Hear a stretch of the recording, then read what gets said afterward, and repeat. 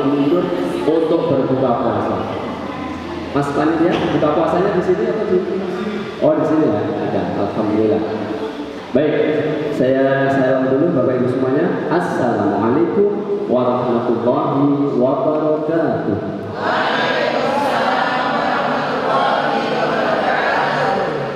Guru TPA identik dengan sesuatu yang menyenangkan di awalnya. Betul? Senyum dulu, menyapa dulu, enak sing nangis digendong dulu, enak sing berpondok dulu. Nah, Ustaznya dari wasit gitu ya, insya Allah. Baik, seperti biasa pembukaan di dalam TPA, maka Ustaz akan menyapa. Apa kabar teman-teman semuanya? Jawabannya?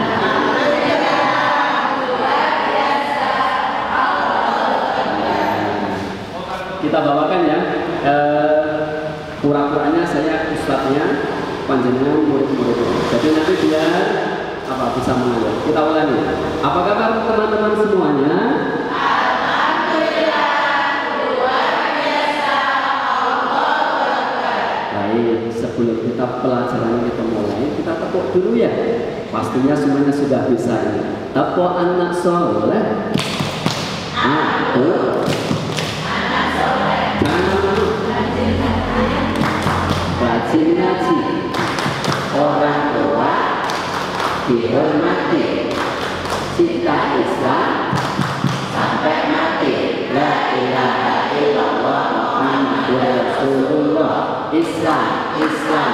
Yes, kafir, kafir. No. Sudah, yes, sana, neraka. No. Setan. Oh, sama lebih komplit ya. Nah, di depannya tanpa telur, di belakang tambah telur, plus. Masya Allah. Yeah.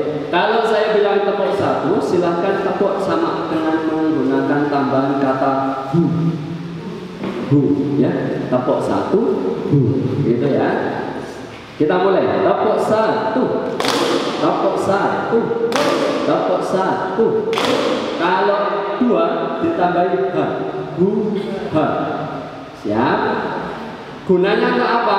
Sing mau bebek karo kancane begitu ada apa-apa tepuk satu. Wah, langsung biasanya. Tepuk satu, tepuk dua, tepuk satu, tepuk dua. Nah, ketika anak-anak sudah kondusif, baru kita ucap salam. Biasanya kan lari, enek sing smackdown, enek sing tendangan salto, tendangan kungfu, roll depan, roll belakang, macam-macam dia. Masya Allah. Sami yang belum ada ini. Kita ketularan ini.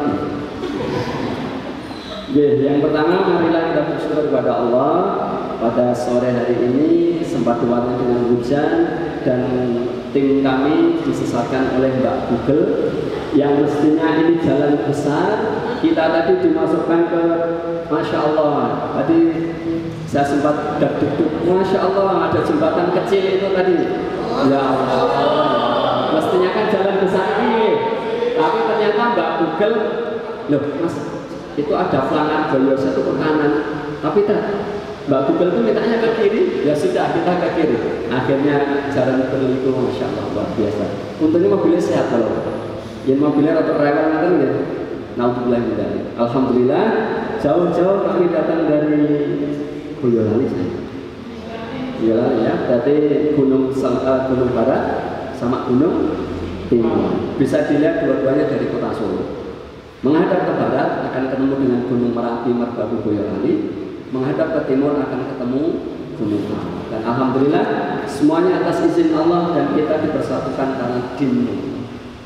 Alhamdulillah, mudah-mudahan pertemuan kita sore hari ini nanti membawa manfaat dan keberkahan dan cita-cita terbesar kita adalah reuni di surga. Allahumma amin. Yang selanjutnya salam dan salawat pada baginda Muhammad SAW.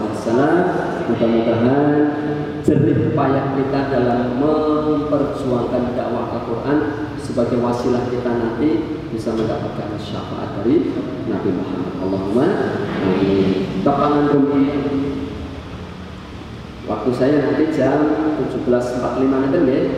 biar mungkin saya ngajeng gawani kolak ke foto longgar waktu kepanggilnya nama saya lengkap Joko Supriyanto.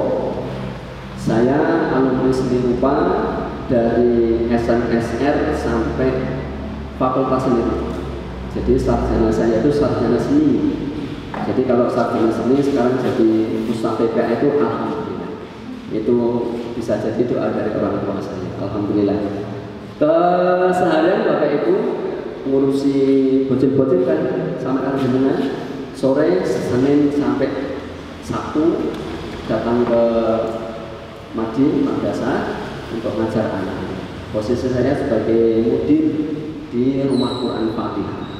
Jika yang dengan dolan asrama haji teng bandara itu cekat kali pondok Peluru, insyaallah. Namanya pun Fatihah. Kemudian Bapak Ibu pada kesempatan sore hari ini kita ada tugas dari teman-teman LKG. Panjenengan pun perso ya LKG. Sepak terjang dalam dunia TPG sangat luar biasa. Alhamdulillah saya yang di Gunung Barat akhirnya bisa dikirim ke Gunung Timur atas wasilah salah satunya adalah LKG TPG seluruhnya. Insyaallah pada kesempatan sore hari ini kita sama-sama belajar sharing pengalaman yang di tempat saya bisa jadi berbeda dengan pengalaman di tempat panjenengan. Nanti insyaallah saya mengerti. Katen ya, kita lanjutkan. Bismillah.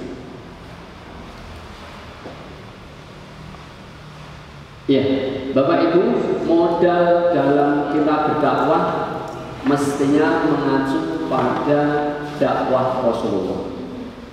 Fase dakwah Rasulullah, berapa? Oh gitu. Nah kemudian ini mungkin gaji apa gaji? Gak ada kertas atau buku ini? Ini kurang dirusak.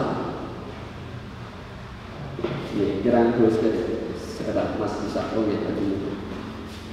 Ya, ini kok.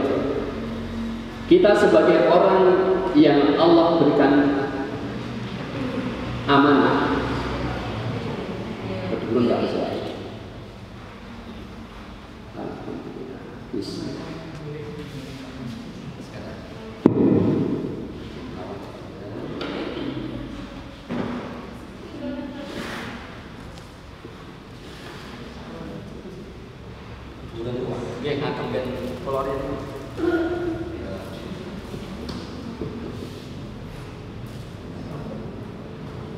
Bon ya, ketok ya.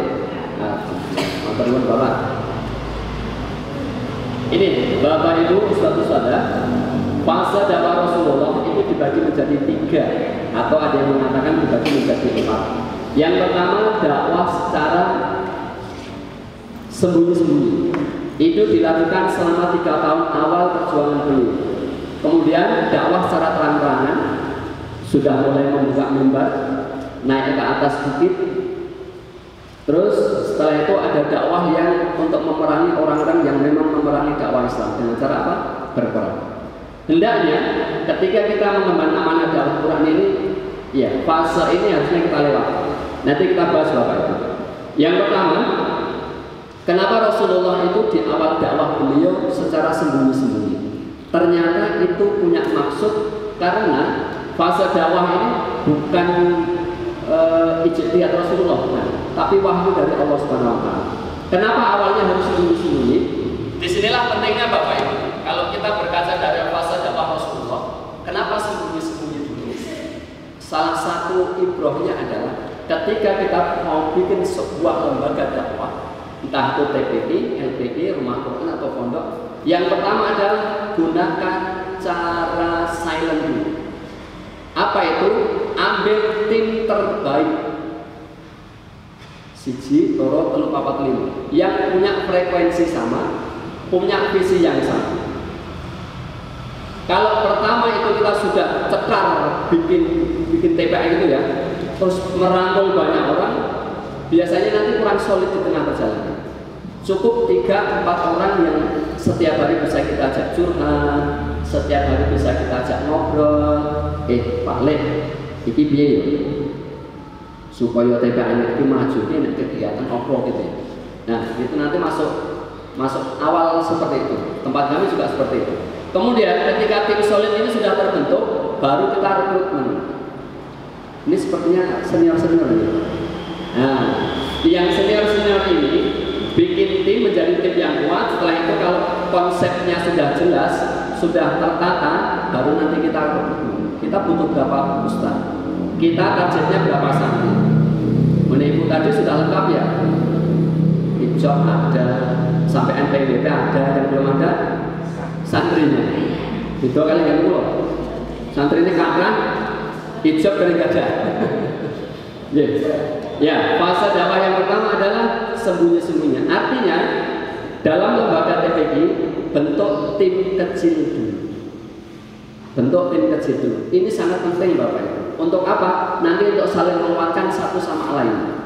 Kalau tim kecil ini sudah solid, nanti insya Allah kedepannya akan lebih mudah.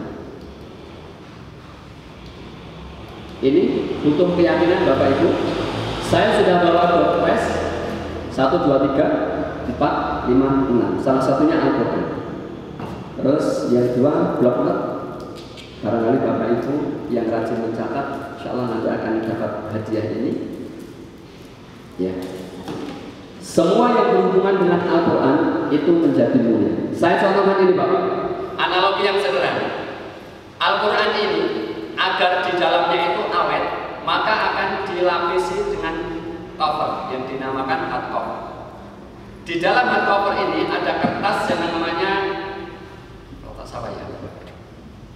Kertas yang tidak ada nilai harganya kalau dia lepas dari Al-Quran. Saya itu orang percetakan Bapak Ibu, jadi tahu harganya kertas di dalam cover Al-Quran. Kalau di dalam cover Al-Quran ini, kertas ini tidak bersanding dengan Al-Quran, kemudian dilemparkan, dibuang, itu tukang rosok pun enggan untuk memungutnya. Kenapa? Kalau dijual kiloan, itu harganya hanya Rp500 per kilo. Wadah itu abad banget. Kertasnya kan tebal, berat, dan juga keras. Tapi ketika kertas itu bersanding dengan Al-Quran, kemana-mana dicicing, dikasih minyak wangi, selesai membaca ditaruh di tempat yang tinggi, itu nasib kertas ini, cover ini ketika bersanding dengan Al-Quran menjadi apa Bapak Ibu? Menjadi mulia. Beda ketika tadi yang saya sebutkan, kertasnya ini dilepas, dilemparkan, kemudian dikumpulkan dalam satu karung, beratnya mungkin lebih dari 40 kilo, tapi harganya tidak lebih dari 25.000. Itu tukang rosok yang biasa ngambil alur kertas ke tempat saya itu, kalau saya kasih kertas, sisa-sisa kertas seperti ini menolak, saking tidak ada nilainya. Itu Bapak Ibu sebagai motivasi bagi kita sebagai pejuang Quran, bahwasanya semua yang berhubungan dengan Al-Quran akan menjadi mulia. Al-Kisah, ada seorang pemuda di daerah sana, di daerah barat. Pernah suatu ketika tahun 2000-an, 2001, itu mau kuliah, sudah punya tabungan berapa ratus. Kalau tuan dulu tahun 2000-an itu kan kuliah bayarnya hanya 450 sekian. SPP 100 semester hanya 375. Nah, pada saat itu ada pemuda ini mau daftar kuliah, sudah diterima UMPTN kalau dulu namanya, tinggal registrasi bayarnya kurang lebih 450. Pemuda ini sudah punya tabungan dan kurang. Bilang sama ibunya, didol ke ayam, dijualkan ayam. Masih kurang. Akhirnya si pemuda ini pada saat itu menjabat sebagai ketua remaja masjid. Disinilah kemuliaan dan pertolongan Allah itu dekat pada orang-orang yang senantiasa memperjuangkan agama Allah. Terbersit di dalam pikiran pemuda tadi, dia kan ketua remaja masjid, dia kan punya staf, sekretaris, bendahara. Akhirnya dia punya inisiatif, coba ya tak tekok bendahara, enak duit piro disilih di sini. Karena pada saat itu dalam keterangan si pemuda ini uangnya kurang 50.000 lah untuk bisa registrasi pada hari itu. Kalau hari itu tidak bisa registrasi, otomatis kan tidak bisa kuliah. Akhirnya datanglah dia ke bendahara, tanya, Mas bendahara, ada uang berapa dikasih masing-masing? Oh, ada sekian-sekian. Baik, kita pinjam dulu ya 50.000. Untuk apa? Untuk nomboi yang mau masuk kuliah. Betul Bapak Ibu, pemuda tadi dapat pinjaman dari kas remaja masjid. Kalau dia tidak ketua remaja masjid, tidak mungkin tahu. Itulah salah satu kemuliaannya. Ketika menjadi ketua remaja masjid, dia paham akan kondisi keuangan, maka dia datang ke bendahara tadi, pinjam uang, berangkatlah dia ke kampus PNS untuk registrasi.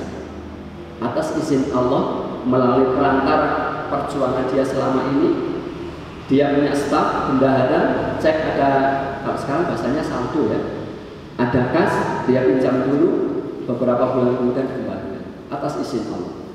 Ini termasuk salah satu kemuliaan yang Allah berikan kepada orang yang memperjuangkan Allah. Saya yakin nanti Bapak Ibu juga akan mendapatkan yang lain. Ini Bapak Ibu, saya begitu terpukul ketika melihat ini. Dakwah itu tidak butuh Anda. Dakwah ini tidak butuh kita. Percaya nggak? Taruhlah sekian orang ini, Allah izinkan untuk Yun Sewu mati dalam waktu yang hampir bersama. Artinya setelah kita tinggal kita, tidak ada lagi yang ngurus masjid, tidak ada lagi yang ngajar TK. Kira-kira Bapak Ibu, dakwah di masjid kita akan tetap hidup atau tidak? Bisa jadi ada yang tetap hidup, bisa jadi ada yang mati. Kalau kita tarik lebih luas, dengan kemusnahan kita, dengan kematian kita, apakah dakwah secara umum akan mati? Tidak.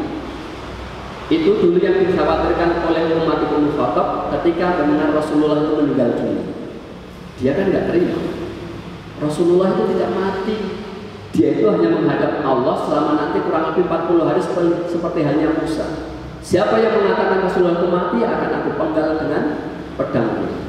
Karena bayangannya Umar, Rasulullah ketika nanti mati siapa yang akan menjaga Islam? Padahal Islam itu tinggi dan tidak ada yang lebih tinggi daripada Islam.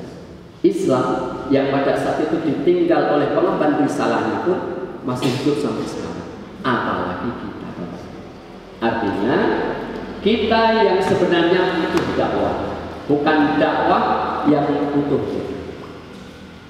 Setuju? Sebenarnya kita lah yang butuh. Ini Bapak Ibu yang penting dalam kaidah memilih tim dalam berdakwah sesuai dengan petunjuk Rasulullah. Ini ada dua. Yang pertama, seperti tadi, ketika awal membentuk lembaga dakwah, bentuk tim kecil dulu. Ini yang dilakukan Rasulullah. Tim kecil ini syaratnya apa?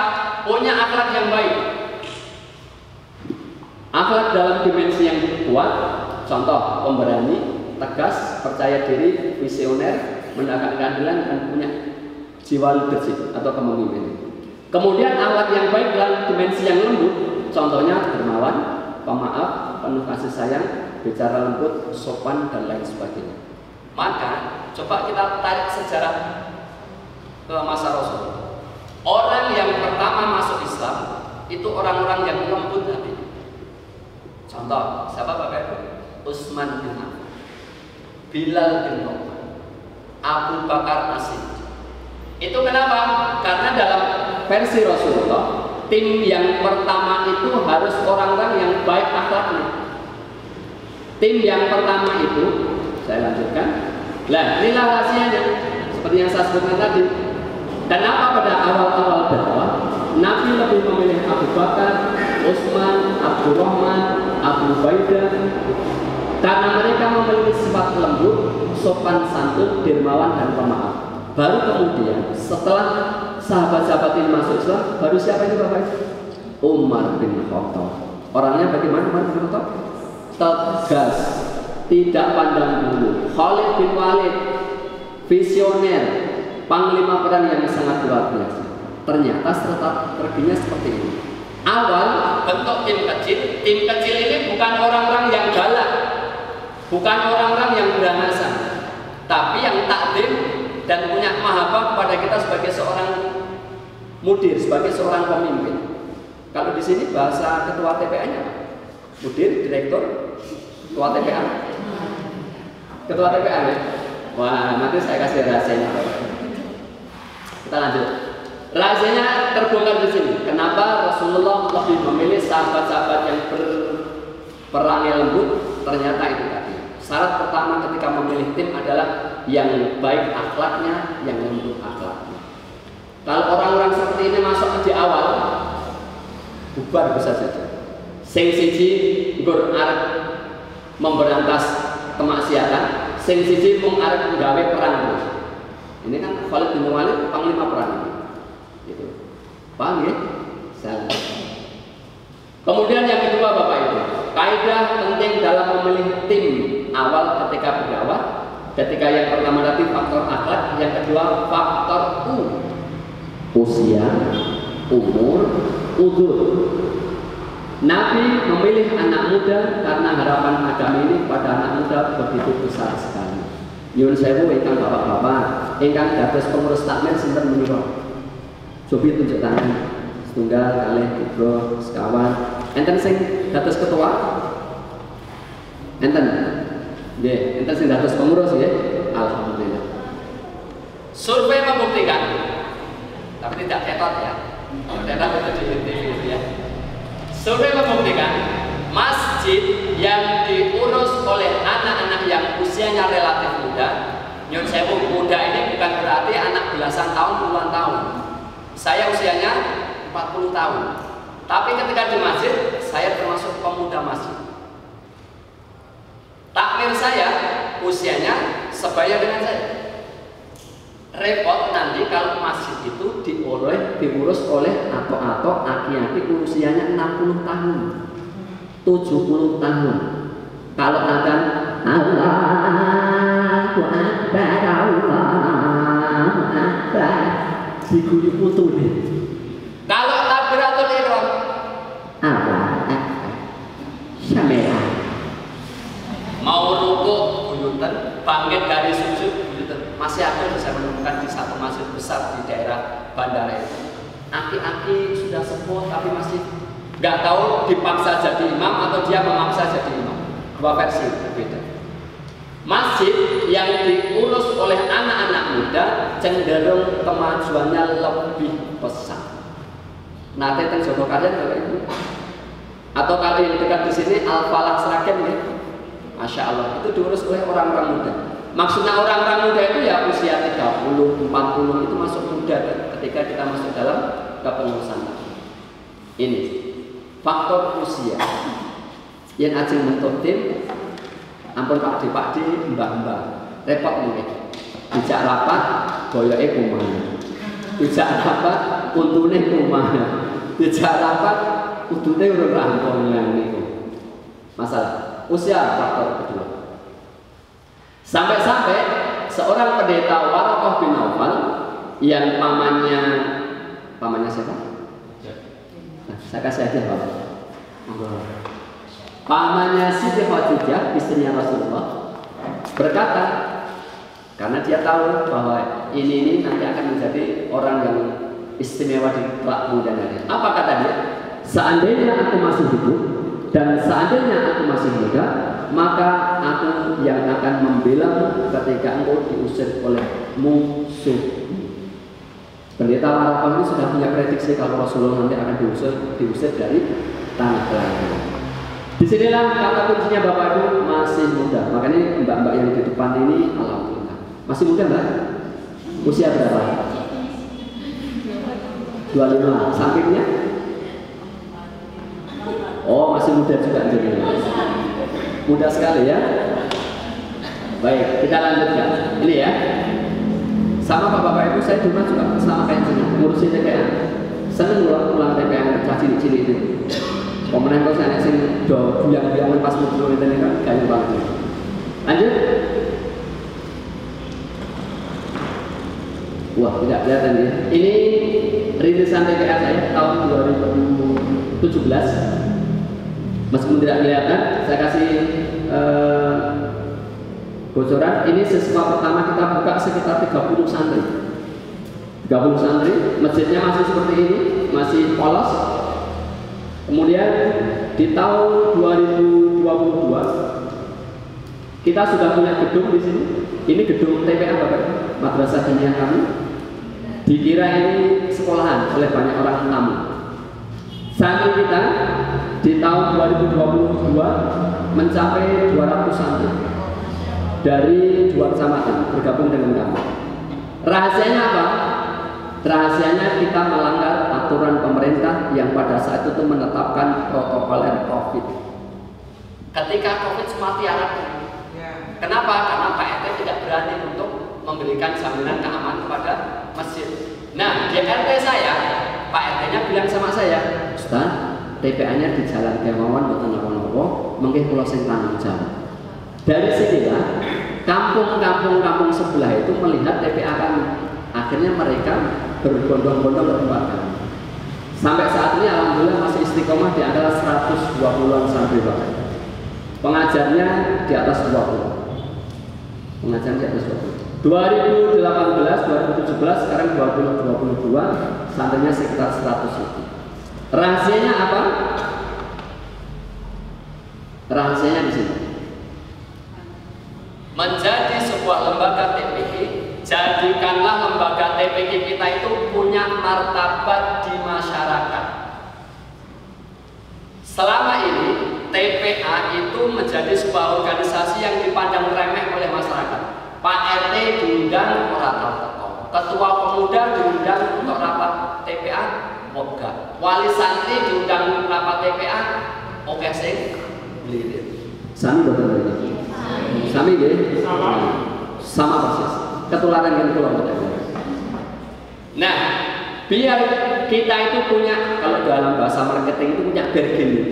Kita punya nilai tawar, kita bikin TPA kita itu ya punya harga diri. Salah satunya apa? Rumuskan visi misi.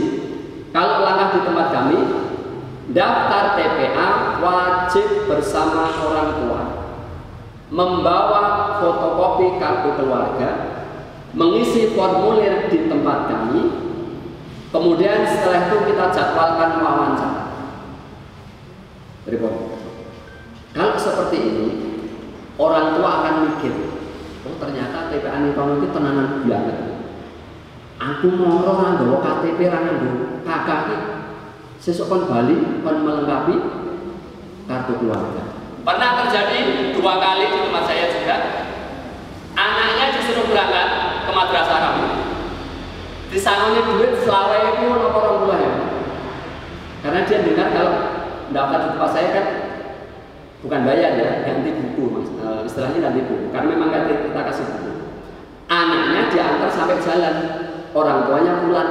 Anaknya dikit-dikit masuk ke kami. Kita terima orangnya, kita terima anaknya, tapi kita pesan pada anaknya, Mas, besok ibu disuruh ke sini ya, ngisi formulir.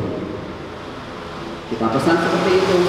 Kita tunggu besok nggak datang, besoknya lagi nggak datang, dan sampai sekarang tidak datang. Dari sini Bapak Ibu, kita kan bisa mengukur seberapa serius orang tua mau memasukkan TPA di tempat. Paham ya? Disitulah kita bisa membaca, oh ini berarti orang tuanya ini ya asal-asalan, ngurukkan tekong isi formulirnya orang gelap. Apalagi nanti program-program itu. Yang pertama Bapak Ibu, jadikan TPA kita itu punya nilai jual di mata masyarakat. Salah satunya apa? Tadi dimulai dari registrasi pendaftaran ngisi. Kalau memang di wilayah sini bayar atau infak itu masih belum umum, ya tidak bayar. Yang penting orang tua datang. Kan kita bisa sapa, orang tua nanti bisa kita pahamkan semacam itu. Ini langkah berikutnya, membuat visi misi Bapak Ibu. Buat TPA kita ini jelas, cetok. Pengen ngapa toh jadi TPA itu dituangkan dalam visi misinya. Ini struktur organisasi di tempat kami. Meskipun kami belum, kalau yang satu sudah ada yayasan, kemudian rintisan yang baru ini belum punya yayasan. Apa di antaranya pembina kita ada. Kalau saya membahasakan di tempat saya itu bukan ketua TPA Bapak. Kalau ketua TPA bahasanya itu di mata masyarakat nilainya terlalu rendah. Coba ganti istilahnya menjadi mudir atau direktur. Padahal dalam operasional keseharian sama. Intinya mudir itu yang ketua, direktur itu yang ketua. Cuma ketika jenengan disebut hadirin dan pemirsa, kita persilahkan.